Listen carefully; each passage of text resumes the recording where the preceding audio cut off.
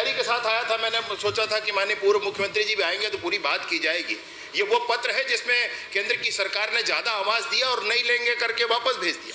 इसमें दूसरे पत्र भी हैं जिसमें केंद्र की सरकार में गिरिराज जी मंत्री थे इस विभाग के, उन्होंने आग्रह किया कि इसको ले ले, नहीं लिया गया। तो नरेंद्र सिंह तोमर जी मंत्री थे, उन्होंने आग्रह किया, नहीं लिया गया। उसके बाद माननीय विष्णुदेव जी की सरकार में जितने आवास आए हैं मैं सारे पत्र रख कर बैठा हूँ माननीय।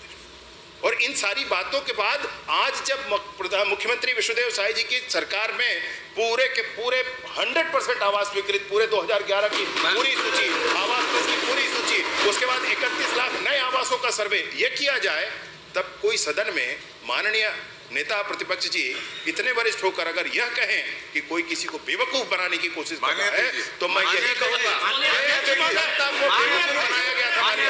जनता को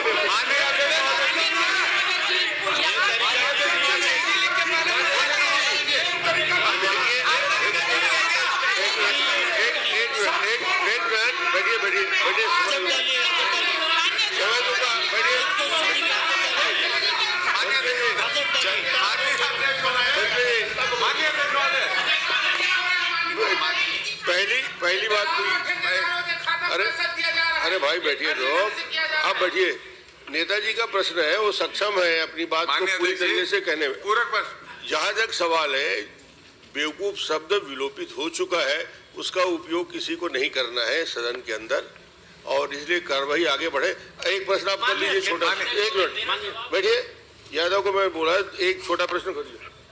माननीय अध्यक्ष महोदय, आपके माध्यम से इस बात की स्पष्टता चाहता हूं कि विकलांग, जो हमारे विकलांग भाई हैं, उनके लिए कोई कोटा है क्या? दिव्यांग भाइयों के लिए ठीक है, दिव्यांग भाइयों के लिए कोई कोटा है क्या? उसकी कोई स्पष्टता ये दे पाएंगे क्या? कितने लोगों को दिया गया? एक मेरी पूरी बात होने दीजिए। अल्पसंख्यक भाइयों के लिए कोई कोटा है क्या? उसकी कोई स्पष्टता दे पाएंगे क्या? और लास्ट कि इन्होंने कितनी शहरी आवास की घोषणा की थी और कितने का ये टेंडर कर चुके हैं, या कितने की प्रक्रिया इन्होंने आगे बढ़ाई है, कितने लोगों को मकान ये देने जा रहे हैं शहर में? क्योंकि 18 लाख आवास के होर्डिंग्स तो दिखते हैं, लेकिन शहर में कोई फंड आता हुआ नहीं दिखता। प्रधानमंत्री नहीं होता।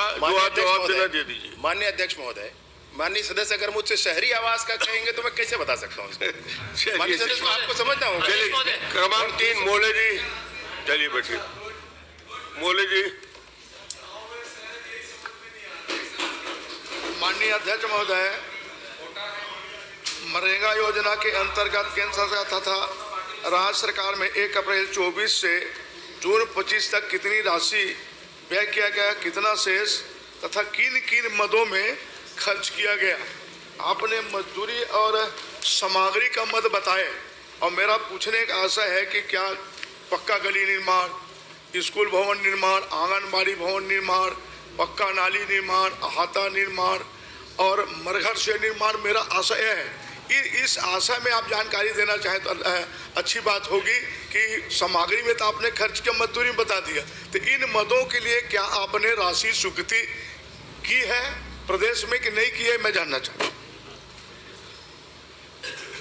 माननीय अध्यक्ष महोदय, मोहले जी सबसे वरिष्ठ, मैं बाहर में भी पूरा इनके प्रश्नों का जवाब देता हूँ मैं और कुछ प्रश्न भैया ऐसे करते हैं कि मैं लोग भागना पड़ता है माननीय अध्यक्ष महोदय। बाहर वाला जो प्रश्न इनका है तो भाग जाना पड़ता है।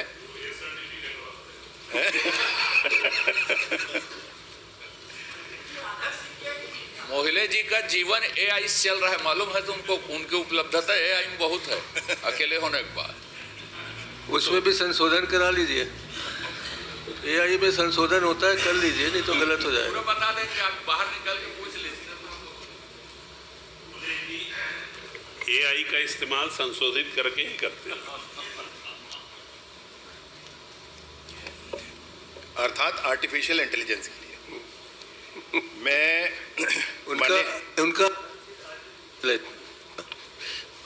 उनका हर चीज आर्टिफिशियल है, ध्यान रखिएगा।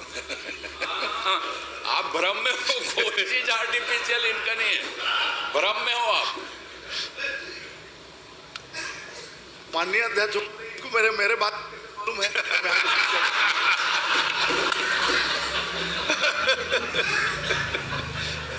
देखिए, हम दोनों मेंबर ऑफ पार्लियामेंट रहे हो ना, सालों साल से एक साथ रहे हैं, विधायक के रूप में, सांसद के रूप में, तो कभी ऐसे रातें भी आती थी जब एक ही बिस्तर में गुजारे।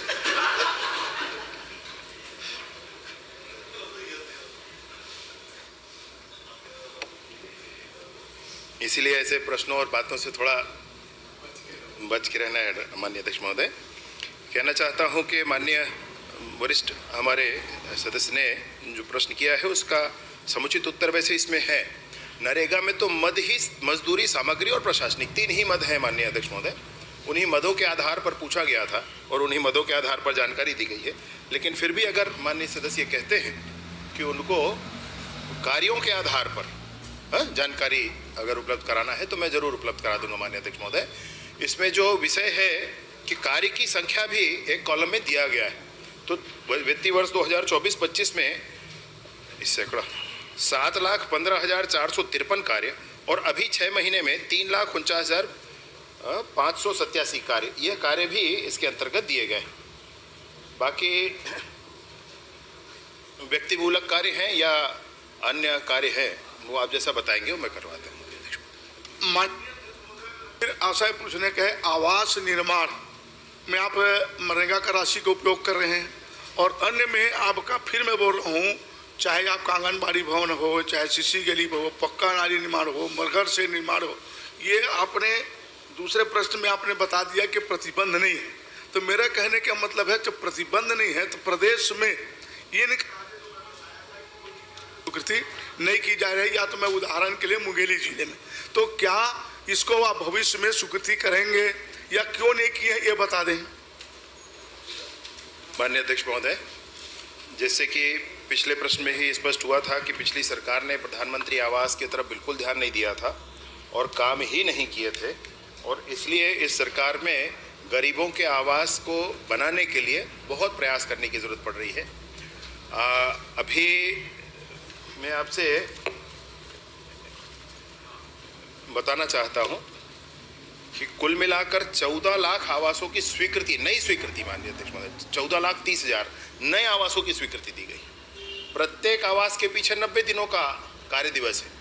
कुल आवंटित कार्य दिवस से अधिक कार्य दिवस इसके लिए हो जा रहा है। लेकिन माननीय मुख्यमंत्री जी ने केंद्र में बात की है और शीघ्र ही हमको नया और आवंटन इसमें मैन डेज के लिए मिल जाएगा। मैन डेज के लिए आवास मिल जाने के बाद कोई आवश्यक विषय ही नहीं है कि ना हुआ हो कार्य, सारे कार्य पूरे किए जाएंगे माननीय अध्यक्ष। मैं क्या अरे आप पूछी कि मैं फिर प्रश्न पूछना चाहता हूँ, तो उसमें आपने स्वीकृति किया कि नहीं प्रदेश में? नहीं, अधोसंरचनात्मक कार्य है माननीय अध्यक्ष महोदय। तो वर्ष 2024-25 में 2,147 अधोसंरचना के काम और वर्ष 2025-26 में भी 1,296 अधोसंरचना के कार्य किए गए। अध्यक्ष महोदय, मैं अन्य जगह जरूर बोल रहे हैं तो है, आम पंचायतों में कार्य नहीं हो रहा है, तो मैं माननीय मंत्री जी से अनुरोध करना चाहूंगा कि भविष्य में क्या मैं जो पूरे में कराएंगे क्या? माननीय अध्यक्ष महोदय, माननीय वरिष्ठ सदस्य जी हैं, इनका दिया हुआ काम पूरा ना होकर कैसे जिया जा सकता है, अतः इनका दिया हुआ कार्य बहुत बढ़िया हमेशा पूरा होगा। अध्यक्ष महोदय, हो गया भाई, जवाब इससे बड़ा और क्या आएगा। लता जी, आप प्रश्न करिए तो आप पूछ सकते हैं, प्रश्न लगाइए ना भविष्य में आप।